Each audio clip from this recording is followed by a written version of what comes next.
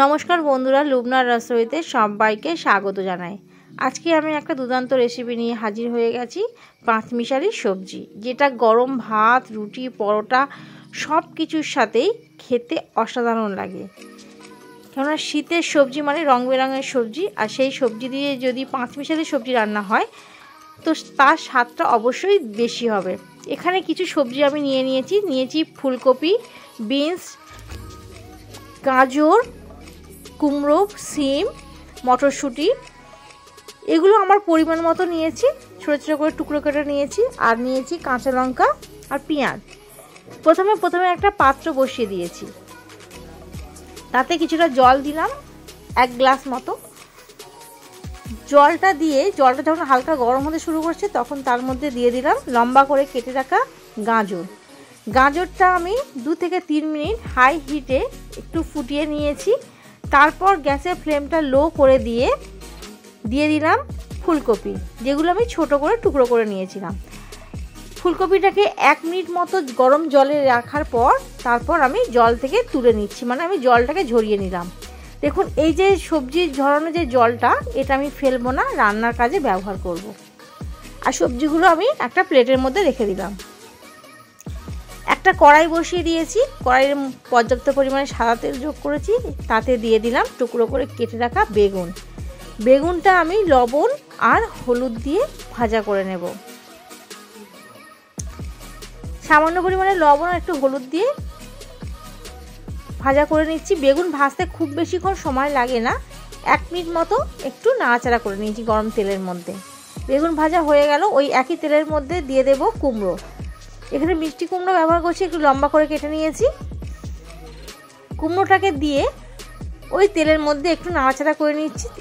আর এখানেও দিয়ে দিচ্ছি সামান্য পরিমাণে হলুদ আর লবণ আর হলুদ দিয়ে যদি সবজিটা ভাজা হয় তাহলে সবজির মধ্যে লবণ আর হলুদটা খুব ভালো মতো ঢুকে যায়। এটাও 1 মিনিট মতো ভাজা করে নিয়েছি। এবার প্লেটের মধ্যে তুলে নিচ্ছি। এবার চলে যাচ্ছি রান্নাতে। ওই একই কড়াইয়ে আরও কিছুটা তেল যোগ করেছি। তেলটা গরম হয়ে যাওয়ার পর তাতে দিয়ে দিলাম 1/2 চামচ 5 ফোড়ন। আপনারা যদি 5 ফোড়নের গন্ধটা ভালো না লাগে তাহলে 5 ফোড়নের পরিবর্তে সাদা জিরাও ব্যবহার করতে পারেন বা কালো জিরাও দিতে পারেন। আর দিয়ে দিলাম একটা শুকনো লঙ্কা। ফোড়ন থেকে যখন মিষ্টি গন্ধ ছেড়ে দিয়েছে তখন তার মধ্যে একটা মিডিয়াম সাইজের পেঁয়াজকে কুচিয়ে নিয়েছিলাম, সেই পেঁয়াজটা দিয়ে দিলাম। পেঁয়াজটাকেও 1 মিনিট মতো নাড়াচাড়া করার পর যখন গোল্ডেন ব্রাউন হতে শুরু করেছে তখন তার মধ্যে দিয়ে দিলাম 1 চামচ আদা রসুন বাটাটাকে দিয়েও পেঁয়াজের মধ্যে 1 মিনিট মতো নাড়িয়ে নিয়েছি, যাতে পেঁয়াজ কাঁচা গন্ধটা চলে যায় আদা রসুনে। এবার তার মধ্যে এক একে সবজিগুলো দিয়ে দিচ্ছি, সিম আর বিনস কড়াই। এবার দিয়ে দিলাম সামান্য পরিমাণে লঙ্কার গুঁড়ো, পরিমাণ মতো হলুদের গুঁড়ো, মানে 1/2 চামচ হলুদ দিয়েছি, আর পরিমাণ মতো লবণ। এই সবগুলোকে দিয়ে ভালো করে সবজির সঙ্গে মিশিয়ে নিচ্ছি। আর গ্যাসের ফ্লেমটা এখন আমি লো টু মিডিয়ামে রেখেছি।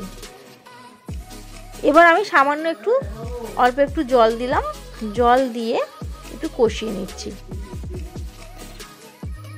এখানে আমি ওই সবজি ধোয়া জলটাই ব্যবহার করেছি। এবার কষানোর পর ঢাকনা চাপা দিয়ে দিলাম 2 মিনিটের জন্য। এবার ঢাকনাটা খুলে আবারও একটু আমি কষিয়ে নিচ্ছি। এবার তার মধ্যে দিয়ে দিলাম টুকরো করে কেটে রাখা টমেটো আর ঝালের জন্য কাঁচা লঙ্কা। সব কিছুকে দিয়ে আবারও কিছুক্ষণ আমি কষিয়ে নেব। কিছুক্ষণ কষানোর পর এবার দিয়ে দিলাম মটরশুঁটি। আপনাদের হাতের সামনে যে কোনো সবজি থাকবে সব কিছু দিয়েই এই রান্নাটা করতে পারেন, করে দেখবেন যে এর স্বাদটা কতটা ভালো হয়। যখনই রান্না করতে একটু জলের প্রয়োজন হচ্ছে আমি ওই সবজির জলটাই দিয়ে দিচ্ছি, দিয়ে আরও কিছুক্ষণ লো ফ্লেমে কষিয়ে নিয়ে ঢাকনা চাপা দিয়ে রেখে দেবো, যাতে সবজিগুলো তাড়াতাড়ি সিদ্ধ হয়ে যায়। ঢাকনাটা খোলার পর সিদ্ধ করে রাখা ফুলকপি আর গাজরগুলোকে দিয়ে আবারও একটু কষিয়ে নিচ্ছি। খুব ভালো মতো কষিয়ে নিচ্ছি। আর বলি, যদি আপনাদের এই রেসিপিটা ভালো লেগে থাকে অবশ্যই চ্যানেলটাকে সাবস্ক্রাইব করবেন আর পাশে থাকা বেল আইকনটি প্রেস করবেন। এবার তার মধ্যে দিয়ে দিলাম কুমড়ো। কুমড়ো দিয়ে আবারও একটু কষিয়ে নেব। এবার ঢাকনা চাপা দিয়ে দিয়েছিলাম 5 মিনিটের জন্য, একদম লো ফ্লেমে, যাতে সবজিগুলো খুব ভালো মতো একটার সঙ্গে একটা মিশে যায় আর সিদ্ধ হয়ে যায় খুব ভালো মতো। উপর থেকে দিয়ে দিলাম এবার বেগুনটা আমি সবার শেষেই দিলাম, কেননা বেগুনটা তো ভাজাই আছে আর রান্না করতেও বেশিক্ষণ সময় নেয় না। মোটামুটি রান্নাটা শেষ হওয়ার একটু আগেই বেগুনটা দিয়ে আবার একটু কষিয়ে নিলাম। এবার যতটুকু জল অবশিষ্ট ছিল সবটুকুই দিয়ে দিলাম, মানে আমি এখানে আলাদা করে কোনো রকম জলের ব্যবহার করলাম না। সবজিটা সিদ্ধ করার সময় যে জলটুকু বেঁচেছিল সেই জলেই এই রান্নাটা হয়ে গেছে। সব কিছু ভালো করে মিশিয়ে 5 মিনিটের জন্য ঢাকনা চাপা দিয়েছিলাম মিডিয়াম ফ্লেমে। 5 মিনিট পর ঢাকনা খুলে দেখাচ্ছি। সবজিগুলো পুরোপুরি সিদ্ধ হয়ে গেছে আর একটা খুব সুন্দর গন্ধ ছাড়তে শুরু করেছে। আপনারা অবশ্যই এই রকম পদ্ধতিতে তৈরি করবেন।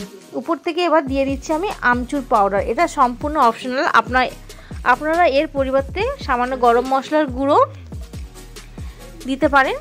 আমি তার পরিবর্তে আমচুর পাউডার দিলাম, কেননা এতে স্বাদটা খুবই ভালো আসে। উপর থেকে অনেক বেশি পরিমাণে ধনেপাতা কুচি ছড়িয়ে দিলাম। আরও একটু নাড়াচাড়া করে কিছুক্ষণ ঢাকনা চাপা দেওয়ার পর স্ট্যান্ডিং টাইমে রেখে পরিবেশন করে দেখাচ্ছি।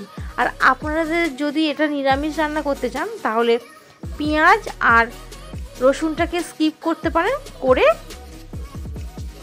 এই রান্নাটা করতে পারেন। উপর থেকে এবার আমি আরও একটু কাঁচা লঙ্কা ছড়িয়ে দিয়ে তারপর আমি প্লেটিং করছি।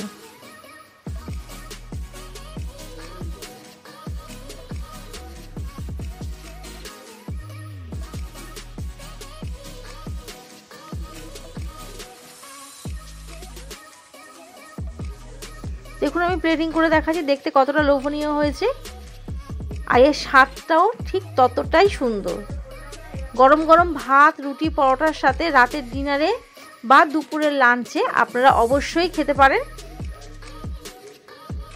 আজকে তাহলে এই পর্যন্তই। আমি আবারও ফিরে আসবো নতুন কোনো ভিডিও নিয়ে। ততক্ষণের জন্য ভালো থাকবেন, সুস্থ থাকবেন আর ভিডিওটি দেখার জন্য